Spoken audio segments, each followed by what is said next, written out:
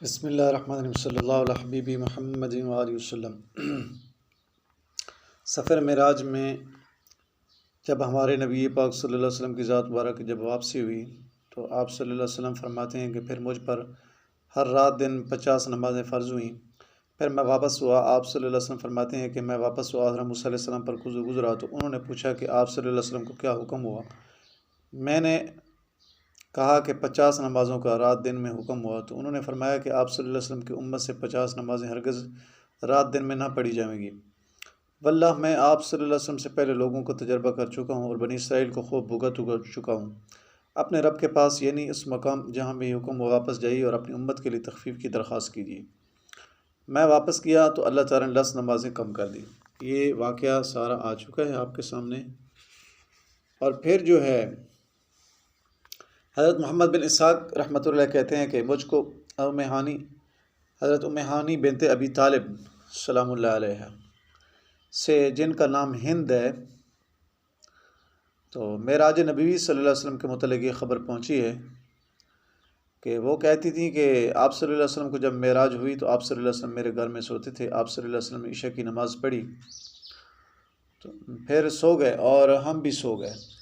جب فجر کے قبل کا وقت ہوا، ہم کو رسول اللہ صلی اللہ علیہ وسلم نے بیدار کیا جب آپ صلی اللہ علیہ وسلم صبح کی نماز پڑھ چکے، اور ہم نے بھی آپ صلی اللہ علیہ وسلم کی ذات مبارک کے ساتھ نماز پڑھی۔ تو فرمایا اے ام ہانی، میں نے تم لوگوں کے ساتھ عشاء کی نماز پڑھی، سبحان اللہ، جیسا تم نے دیکھا تھا۔ پھر میں بیت المقدس پہنچا اور اس میں نماز پڑھی۔ پھر میں نے اب صبح کی نماز تمہارے ساتھ پڑھی جیسا تم دیکھ رہی ہو۔ پھر آپ صلی اللہ علیہ وسلم باہر جانے کے لیے اٹھے، میں نے آپ صلی اللہ علیہ وسلم کی چادر مبارک کا گوشہ پکڑ لیا اور عرض کہ یا نبی اللہ، لوگوں سے یہ قصہ نہ کہیے، آپ صلی اللہ علیہ وسلم کی تکذیب کریں گے نعوذ باللہ، اور آپ صلی اللہ علیہ وسلم کو ایذا دیں گے، تکلیف دیں گے۔ آپ صلی اللہ علیہ وسلم نے فرمایا واللہ میں ضرور ان سے اس کو بیان کروں گا۔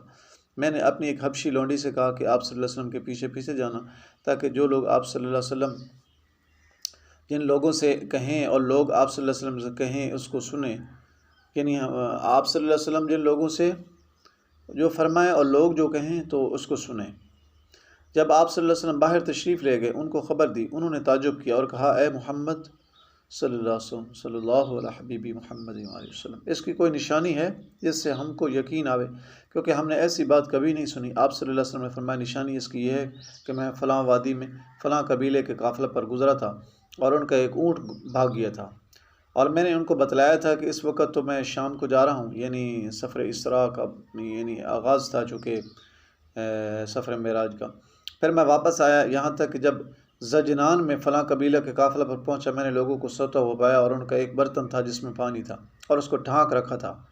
میں نے ڈھکنا اتار کر اس کا پانی پیا، پھر اسی طرح بدستور ڈھانک دیا۔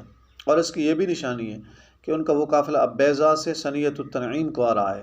سب سے آگے ایک خاکستری رنگ کا اونٹ ہے، اس پر 2 بورے لدے ہیں، ایک کالا ہے اور دوسرا دھاری دار ہے۔ لوگ ثنیۃ التنعیم کی طرف دوڑے، سو اس اونٹ سے پہلے کوئی اور اونٹ نہیں ملا جیسا آپ صلی اللہ علیہ وسلم نے فرمایا تھا، اور ان سے برتن کا قصہ پوچھا۔ انہوں نے خبر دی کہ ہم نے پانی بھر کر ڈھانک دیا تھا، سو ڈھکا ہوا تو ملا مگر اس میں پانی نہ تھا۔ اور ان دوسروں سے بھی پوچھا جن کا اونٹ بھاگنا جو ہے بیان فرمایا تھا ہمارے نبی پاک صلی اللہ علیہ وسلم کی ذات مبارک نے، تو یہ لوگ مکہ آ چکے تھے۔ انہوں نے کہا واقعی صحیح فرمایا آپ نے، اس وادی میں ہمارا اونٹ بھاگ گیا تھا۔ ہم نے ایک شخص کی آواز سنی جو اونٹ کی طرف ہم کو پکار رہا ہے، یہاں تک کہ ہم نے اونٹ کو پکڑ لیا۔ سیرت ابن ہشام کے حوالے سے یہ مضمون آپ کے سامنے رکھا گیا۔ اور سنن الکبریٰ بیہقی کی روایت میں ہے کہ آپ صلی اللہ علیہ وسلم سے نشانی کی درخواست کی تو آپ صلی اللہ علیہ وسلم نے ان کو بدھ کے دن قافلہ کے آنے کی خبر دی۔ جب وہ دن آیا تو وہ لوگ نہ آئے، یہاں تک کہ آفتاب غروب کے قریب پہنچ گیا۔ آپ صلی اللہ علیہ وسلم نے اللہ تعالیٰ سے دعا کی تو آفتاب چھپنے سے رک گیا، یہاں تک کہ وہ لوگ جیسا آپ صلی اللہ علیہ وسلم بیان فرمایا تھا آ گئے۔ سبحان اللہ، یہ ہمارے نبی پاک صلی اللہ علیہ حبیبی محمد علیہ وسلم کے معجزات مبارک ہیں۔ فائدہ میں علماء نے لکھا ہے کہ ان روایات سے چند امور ثابت ہوتے ہیں۔ اول، عشاء اور فجر کے درمیان سفر ذہاباً ایاماً ختم ہو گیا، یعنی آپ صلی اللہ علیہ وسلم کا جانا اور آپ کا آنا یہ ختم ہو گیا۔ اور عشاء کی نماز گو اس وقت فرض نہ تھی مگر آپ صلی اللہ علیہ وسلم پڑھا کرتے تھے، اور دوسرے مومنین بھی آپ صلی اللہ علیہ وسلم کے ساتھ پڑھ لیتے ہوں گے۔ اور فجر کی یہ نماز گو میں بعض معراج کی تھی، مگر احادیث سے اول امامت جبرائیل علیہ السلام کی ظہر کے وقت ثابت ہوتی ہے، تو غالباً اس فرضیت کی ابتدا ظہر کے وقت ہوئی۔ بیت المقدس میں جو نماز پڑھی اس کی نسبت بعض روایت میں آیا کہ یہ حانت الصلاۃ، عشاء کی نماز مراد لینا مشکل ہے، کیونکہ عشاء آپ پڑھ چکے تھے، تو غالباً یہ تہجد کی نماز پھر ہوگی۔ آپ صلی اللہ علیہ وسلم پر وہ ایک زمانہ تک چونکہ تہجد کی نماز بھی جو ہے فریض کے ساتھ موقد رہی ہے، اور اذان اسی تہجد کے لیے ہوئی ہوگی، جیسا کہ رمضان مبارک میں حضرت بلال رضی اللہ عنہ کی اذان اس وقت میں وارد ہے۔ حضرت بلال حبشی رضی اللہ تعالیٰ عنہ رمضان مبارک کے مہینے میں اذان بعض روایت میں دیا کرتے تھے۔ دوسرا امر یہ ثابت ہوا کہ معراج جسمانی تھی، ورنہ لوگوں کی تکذیب کیا وجہ ہے، لوگ نعوذ باللہ جو ہے کفار مکہ جو جھٹلا رہے تھے، تو اسی وجہ سے جھٹلا رہے تھے نا۔ تو اس حوالے سے جو ہے یہ معراج جسمانی ہوئی ہے، ہمارے نبی پاک صلی اللہ علیہ وسلم کی ذات مبارک کو بیداری کی حالت کے اندر معراج کا سفر ہوا ہے۔ اور حضرت عائشہ صدیقہ رضی اللہ تعالیٰ سے روایت ہے کہ جب نبی کریم صلی اللہ علیہ وسلم کو شب یعنی رات کے وقت مسجد اقصیٰ کی طرف لے جایا گیا، تو صبح کو لوگوں سے تذکرہ فرمایا۔ بعض لوگ جو مسلمان ہوئے تھے نعوذ باللہ تو وہ شک میں چلے گئے، اور بعض مشرکین حضرت ابوبکر صدیق رضی اللہ عنہ کے پاس دوڑے گئے اور کہا کہ اپنے دوست کی بھی کچھ خبر ہے، یوں کہتے ہیں کہ مجھ کو رات بیت المقدس میں لے جایا گیا۔ حضرت ابوبکر صدیق رضی اللہ عنہ نے کہا کیا وہ ایسا کہتے ہیں؟ لوگوں نے کہا ہاں۔ انہوں نے فرمایا کہ اگر وہ کہتے ہیں تو ٹھیک کہتے ہیں۔ لوگ کہنے لگے کیا تم اس امر میں ان کی تصدیق کرتے ہو کہ بیت المقدس گئے اور صبح سے پہلے چلے آئے، حالانکہ بڑا لمبا سفر تھا؟ انہوں نے فرمایا کہ ہاں، میں تو اس سے زیادہ بعید امر میں ان کی تصدیق کرتا ہوں، یعنی آسمان کی خبر کے بارے میں جو ان کے پاس صبح یا شام کو آتی ہے، جو کہ ایک رات کی بھی کم مقدار کا تھوڑا وقت ہوتا ہے، ان کی تصدیق کر لیتا ہوں، اس لیے ان کا نام صدیق رکھا گیا۔ اس کو امام حاکم رحمۃ اللہ مستدرک حاکم کے اندر روایت فرمایا، اور ابن اسحاق رحمۃ اللہ نے بھی نقل فرمایا۔ فائدہ اس سے معلوم ہوتا ہے کہ معراج بیداری میں جسم کے ساتھ ہوئی، ورنہ اگر آپ منامی نیند کا دعویٰ فرماتے تو وہ ایسا امر تو لوگ بعید نہ سمجھتے، بعض لوگ جو ہے تو بعید انہوں نے اس لیے سمجھا کہ بیداری کے اندر جو ایسا سفر وہ مشکل سمجھ رہے تھے، حالانکہ ان کو پتہ نہیں تھا کہ لے جانے والی ذات تو اللہ کریم کی ہے۔ تو